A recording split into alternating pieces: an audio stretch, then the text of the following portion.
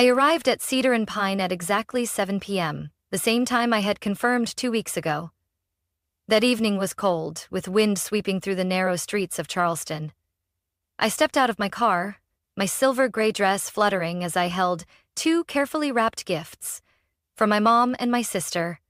My heart was racing, not from the cold, but from anticipation.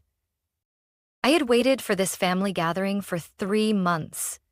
After several times hearing my mom say, "We really should all sit down together for a proper meal," I was the one who took the initiative to organize it.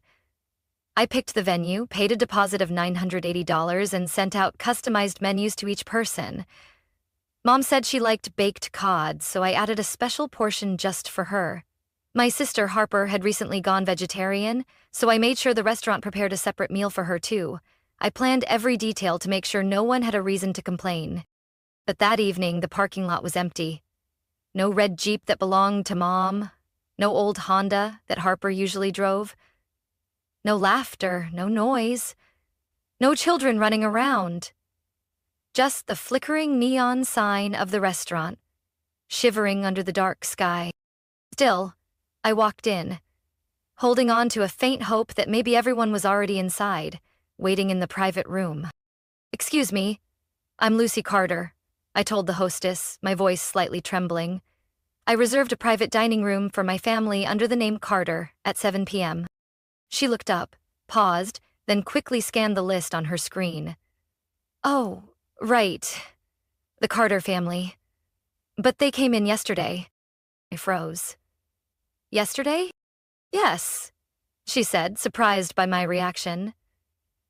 "Friday, 6:30. There were 14 people, there was a cake. One woman brought name cards for each person. Very particular." I gave a short, dry laugh that faded halfway through.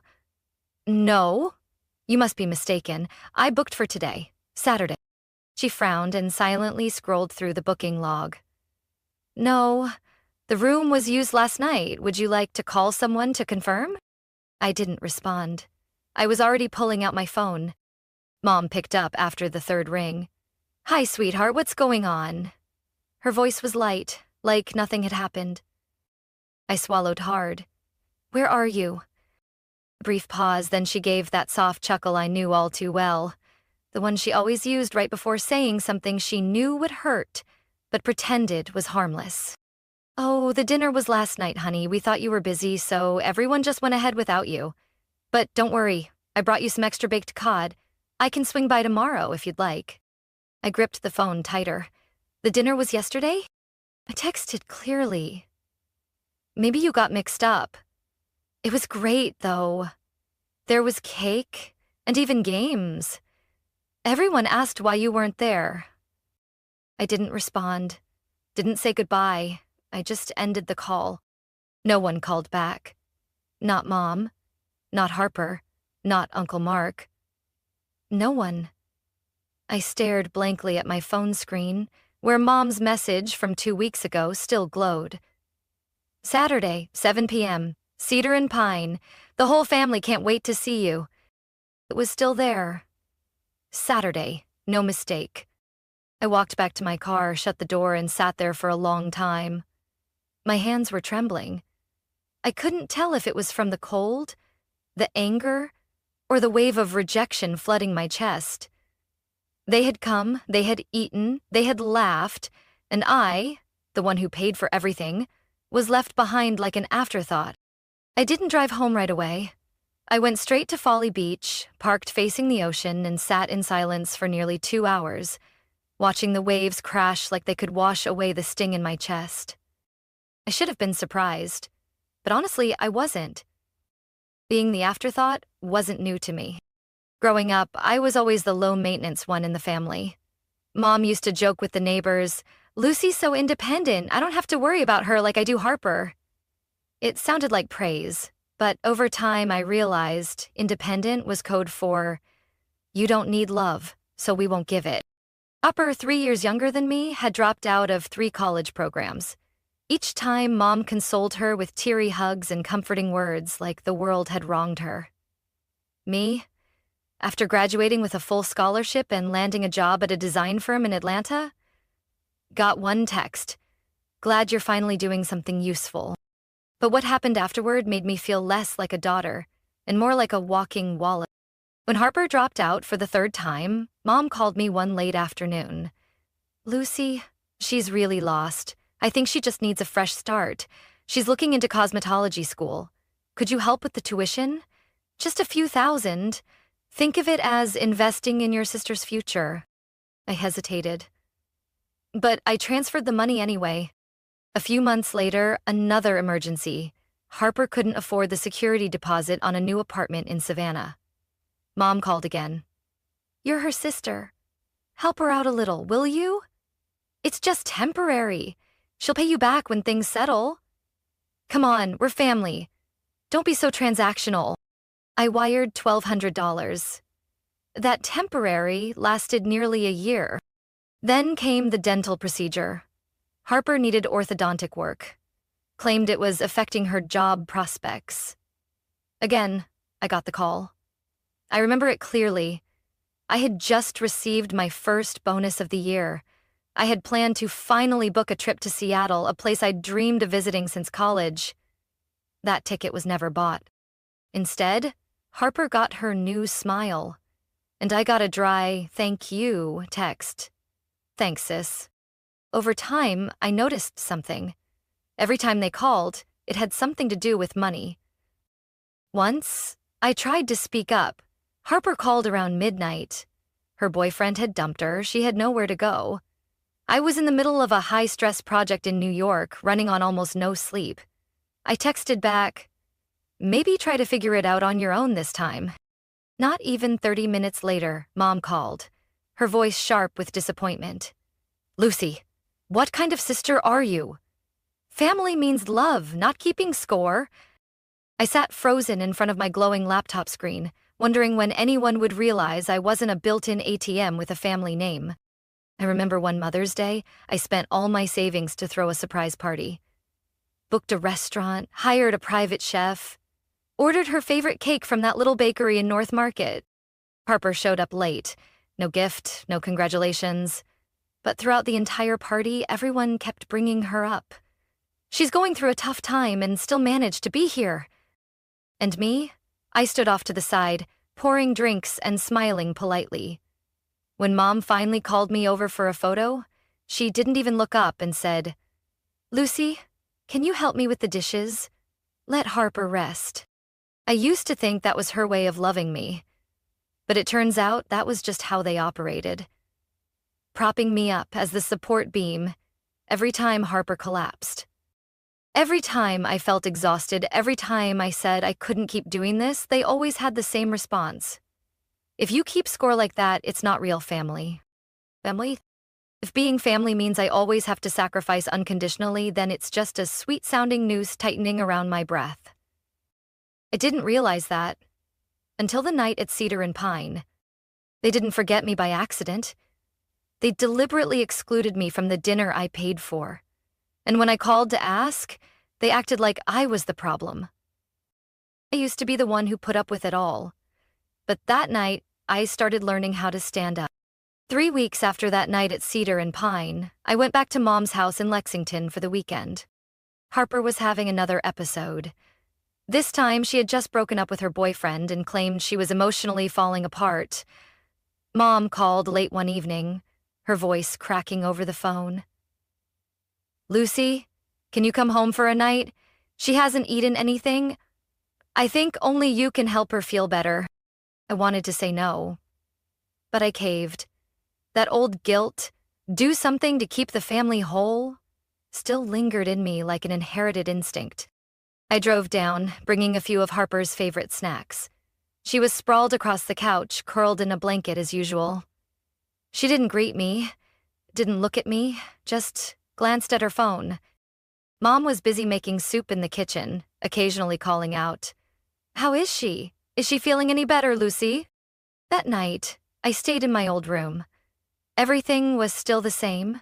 The faded floral bed sheets, a few old notebooks I'd left behind from college. I was worn out, but couldn't sleep. The night lamp cast a dim yellow glow across the gray-painted wall. Around 2 a.m., I got thirsty. I tiptoed down the hall, just planning to grab a glass of water and head back up. But as I reached the end of the hallway, I heard soft laughter from the living room. I froze. Then came Mom's voice, quiet but unmistakable. She came running back the moment you said something. Still easy to control, just like always. I stood there, completely still. For a second, I convinced myself I'd misheard. Then Harper snorted, her voice dripping with mockery. And she lives alone, so she clings to the family to fill the void.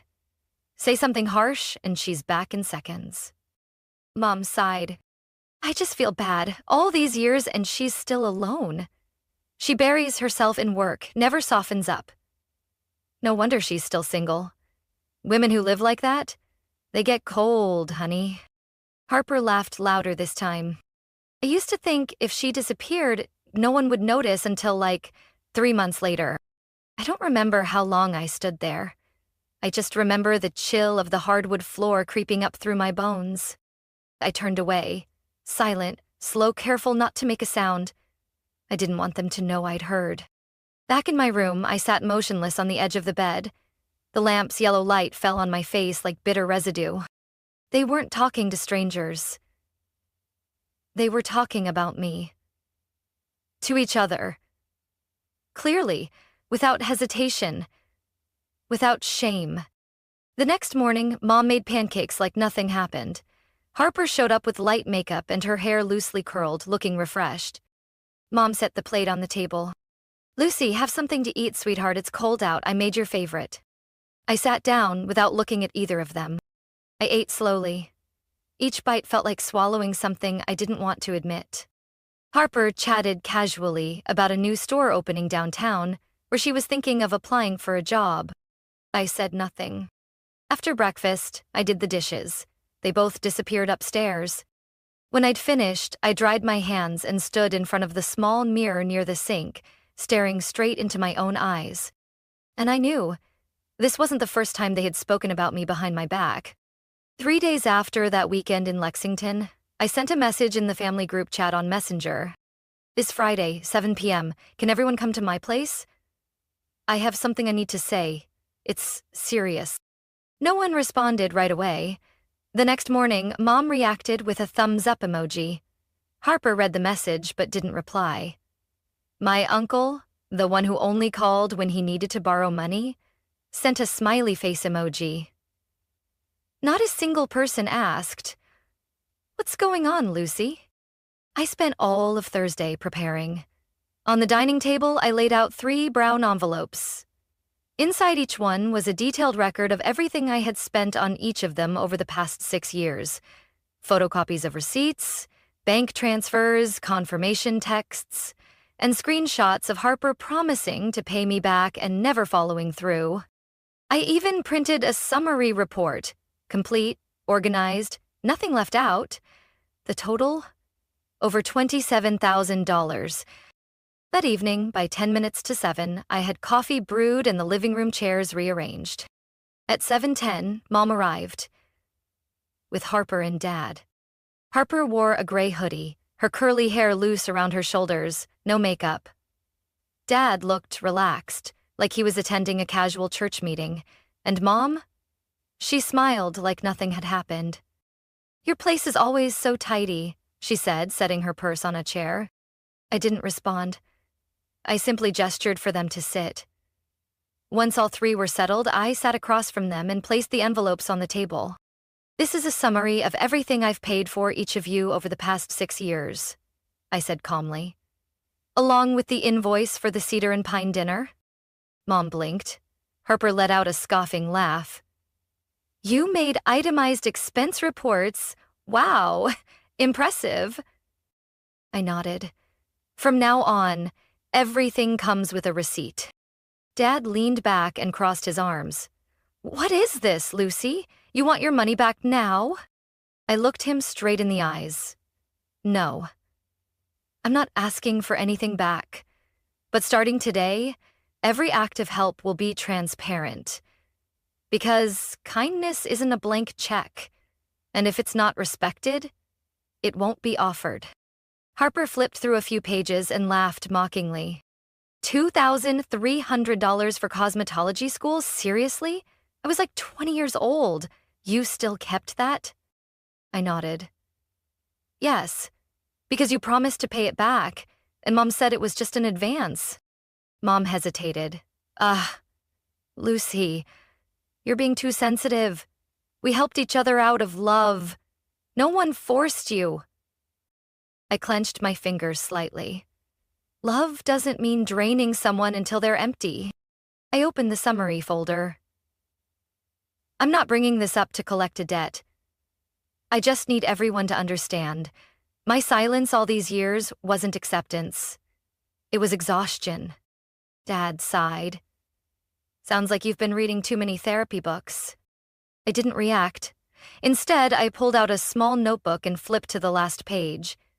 It was where I had written down everything I'd wanted to say, but never had the chance to. I read each line, my voice steady. No one congratulated me when I got my first job. I skipped my one vacation to cover Harper's tuition.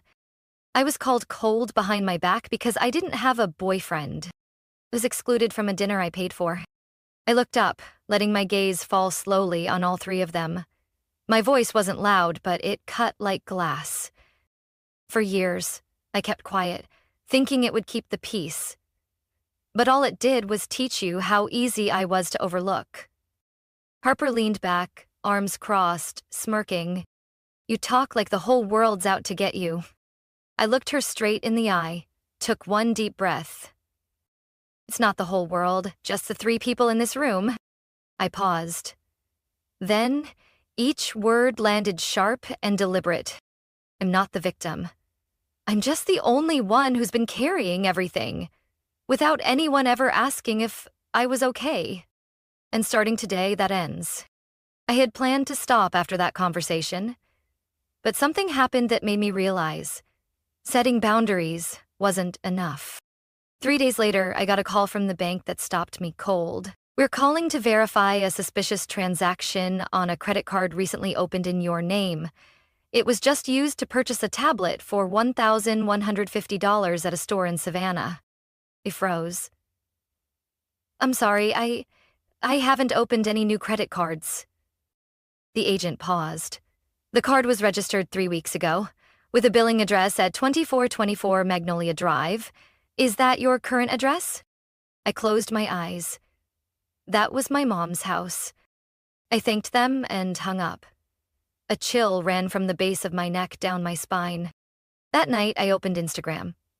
Harper had just posted a photo on her balcony, smoothie in hand, brand new iPad on her lap, with the caption, "New toy, new mindset. Let the glow-up begin." I stared at the screen, my fingers tightening around the phone. I had forgiven ingratitude before, but this was fraught. The next morning, I went to the bank in person. After over an hour of reviewing records, they confirmed a credit card had been opened in my name using my social security number, but the shipping address was Harper's. First transaction? An iPad. Second, a premium spa package at Haven and Bloom. I didn't say much. Just asked them to freeze the account and print the full transaction history. That afternoon, I filed a police report. The officer took detailed notes. When I handed over the transaction evidence, he nodded. We'll forward this to the Financial Crimes Unit.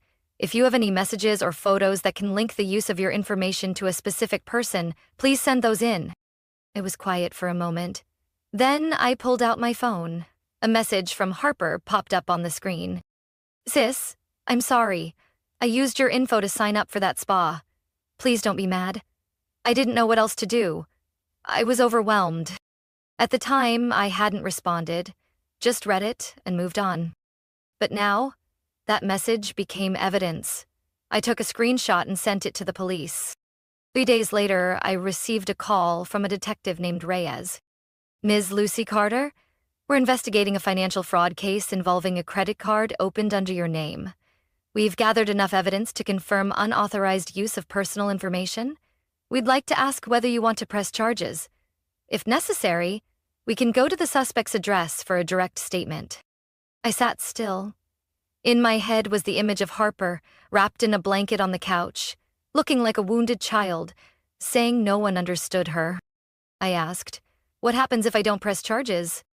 "We'll keep the case on file. If there's another offense, we can act immediately." I answered slowly. "I need some time, but I don't want this swept under the rug." "Understood. We'll leave the file open for 60 days. I hung up. That evening, Mom called. Her voice was soft, trying to sound gentle. "Lucy, Harper's really panicking. She said you misunderstood the credit card thing. It was just a mistake. Please don't escalate this." I only asked, "Do you know what billing address was used for the card?" She went quiet.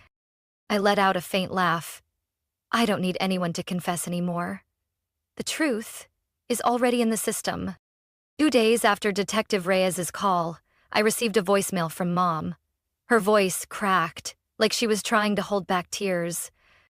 "Lucy, I'm begging you, don't do this. Don't turn this into a grudge. Harper made a mistake, but she's still your sister. I know you're angry, but if you still care about me, please come home. We need to talk, face to face." I replayed that message 5 times, not to analyze her words, but to be sure of one thing. For the first time in years, Mom was calling not to ask for a favor, but to plead.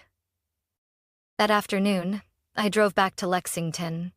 I had brought nothing with me except a printed copy of the case file and a small notebook. The familiar cream-colored house appeared behind the white fence. I turned off the engine and stepped out of the car, feeling the chill of November slip beneath my collar. Mom opened the door before I could knock, like she had been waiting. "Come in, sweetheart," she said, softening her voice. I made some tea. I stepped inside and saw Harper curled up on the couch, blanket over her legs, pale face bare of makeup. Dad was seated farther back, holding a coffee mug, but not drinking. The whole room was so quiet I could hear the clock ticking. Mom handed me a cup of tea. I didn't take it. I sat across from them and opened my notebook. "So, who wants to start?" I asked. Harper looked up, eyes puffy and red, her voice trembling. "I didn't mean to. I was desperate. I didn't think you'd find out. Everything's falling apart now." I tilted my head. Desperate enough to impersonate someone else's identity? And use their money for spa treatments and tech gadgets? She pressed her lips together, no reply. Mom stepped in. "Lucy, I'm begging you. You know she didn't do it out of malice. She's just immature. If you report her, her life will be over. I'm asking you." I looked at her. "You call that immaturity? Did you read the text she sent her friend?" I pulled out my phone and opened the screenshot. "Used my sister's info. Should be fine. She never checks that stuff." Mom's face turned pale. Dad set his coffee cup down silently. Harper turned away, tears sliding down her cheek. I sat upright. I grew up in a family where silence was treated as virtue and sacrifice was expected. But I'm done being silent. Mom clutched the hem of her sweater, voice shaking. "You're tearing this family apart, Lucy." I gave a soft laugh. "No, I'm just showing you the consequences of things you've always avoided." I turned to Harper, my voice low but sharp. "I didn't break anything. You were the one who reached in, took what you wanted, and assumed I'd keep smiling and paying like always. But not this time. You crossed the line." Harper buried her face in her hands, sobbing. "I didn't mean. I cut her off.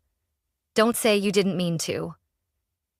You were clear-headed enough to enter Mom's address, smart enough to brag to your friend, and calculated enough to hope I wouldn't notice. So now be strong enough to face it." No one said anything. Mom just wiped her tears, avoiding eye contact. After a while, Dad finally spoke, voice low and hoarse. "What are you planning to do next?" I looked at him for a long moment. "I haven't decided, but let me be clear, from now on, if anyone in this family uses my name, my information, or my trust, there won't be another sit-down like today." I stood, gathered my notebook, and Mom, If you truly want to fix this, you should start by teaching your daughter what boundaries mean. I left that night just as the sky turned dark, a light drizzle brushing against the windshield. Mom didn't walk me out. Harper didn't look up. Dad didn't say a word. I drove straight back to my apartment in Charleston. No music, no GPS, just silence guiding the way. The next morning, I woke up early, brewed a strong cup of coffee, opened my laptop, and booked a one-way flight to Asheville, North Carolina. A place no one in my family had ever thought about, let alone cared enough to find. I left my old job after completing the handover. My manager asked, "Moving because of family?" I just smiled. 2 weeks later, I rented a small apartment near the woods, just a 15-minute drive from downtown. The place was old but clean. The wooden floors still carried the scent of cold air. The landlord was an elderly woman named Nancy, the first person in years who asked me, "Are you really okay?" without following it up with a request or an invoice. I didn't buy expensive furniture, just a few essentials, a soft couch, a wooden bookshelf, a desk by the window overlooking a misty valley. In the mornings, I brewed coffee. In the afternoons, I read. At night, I cooked simple meals. For myself. There were no texts from Mom asking to borrow money. No midnight calls from Harper needing help with the power bill. And no one was draining me anymore. I started freelancing, doing brand design for a few small businesses in the mountains. The clients paid on time, respected boundaries, and not a single one called me cold, just because I knew how to take care of myself. One early morning, while watering the plants by my window, the doorbell rang. It was the mail carrier. He handed me a yellow envelope, no return address. Blue ink, surprisingly neat handwriting. Inside was a handwritten note and a check for $400 with a note at the bottom. My share of the cedar and pine dinner. I recognized the handwriting instantly. Ryan. My younger cousin, the quiet one at family gatherings. He had been there that night, said nothing, didn't laugh with the others, just listened. The note only had a few lines. "Lucy, I know things went too far. I saw it all, but I stayed quiet. Because I was scared. It was wrong not to stand with you sooner. This is the least I can do right now. It's not about money. It's about what's right. Thank you for doing what most people in our family never had the courage to." When I finished reading, I leaned back in my chair, gripping the letter while my eyes lingered on that final sentence. I no longer felt like the tolerant big sister, or the family ATM, or the invisible shadow who only appeared when someone needed saving. From Asheville, the world looked different. I didn't expect my family to understand me. Mom's approval had lost its weight, and Harper's sympathy? I stopped chasing what was never there. I didn't give them my new address. I didn't post on social media. I left no trail. And strangely enough, they didn't come looking. Maybe they finally understood. I wasn't there anymore. Not physically. Not in the role they had placed me in. I never reached out again. No New Year's texts. No Christmas cards signed to our beloved daughter. No birthday calls. And of course, I didn't call them either. The last time I heard Harper's name was from an old friend during a random chat at a local bookstore. "Isn't your sister working at that cosmetics store in Greenville? I heard she's been kind of quiet lately." I just smiled. Didn't confirm, didn't deny. Harper was no longer part of my life. Mom called my old number a few times. I didn't pick up. Later, I changed it. No announcements, no explanations. Because honestly, I didn't owe them anything anymore. I didn't attend my cousin's wedding either. The invitation was sent to my old office. I didn't go. I used to think if I ever cut ties, they'd lash out, blame me, try to reel me back to preserve the family. But they didn't. Because what they needed wasn't me. It was the version of me who knew her place. The good daughter who found the money when they asked, smiled through the pain, and stayed silent when they disrespected her. Once I abandoned that role, they had no use for me anymore. Winter in Asheville this year is colder than last. But my little apartment is warmer than it's ever been. I decorated my Christmas tree alone, hung each tiny ornament I picked out from the local craft fair. Not expensive, but each one marked something personal. I baked cinnamon cookies, played jazz, read books under a soft yellow lamp. I had spent my entire youth fearing the label selfish. Every time I said no, I was called unfeeling. But no one noticed I was the one being emptied out. Now, I no longer ask permission to live my own life. I don't apologize for disappearing. I don't explain why I never went back. Because simply put, I don't need to. I don't need to be present just to fill the void others left behind. I don't need to pay for someone else's poor choices. I don't need to break myself trying to be the good one for a family that never truly saw my worth. I don't wait for mom's calls. I no longer hope for an apology from Harper. I've stopped searching for signs that they finally understand my worth. Their recognition isn't what I need. Clarity within myself is. One early spring day, while walking through the woods near my home, I came across an elderly woman trying to find her way back to the parking lot. She asked if I could walk with her.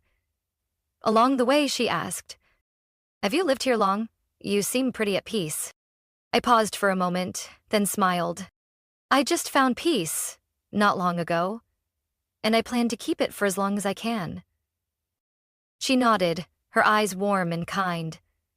No more words were needed, because perhaps only those who've escaped a place they once called home can truly understand the price of peace.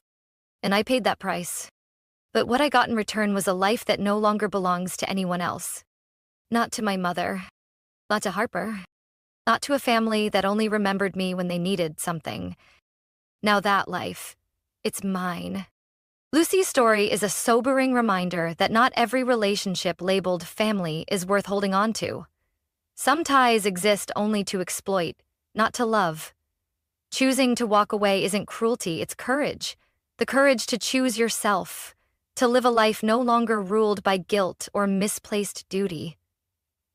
In reality, peace often begins with one firm decision, letting go of those who only see you as a given. What do you think about Lucy's journey? Would you have the strength to do the same to protect yourself? Share your thoughts below, and don't forget to follow the channel for more stories about family, loyalty, and the choices that shape us.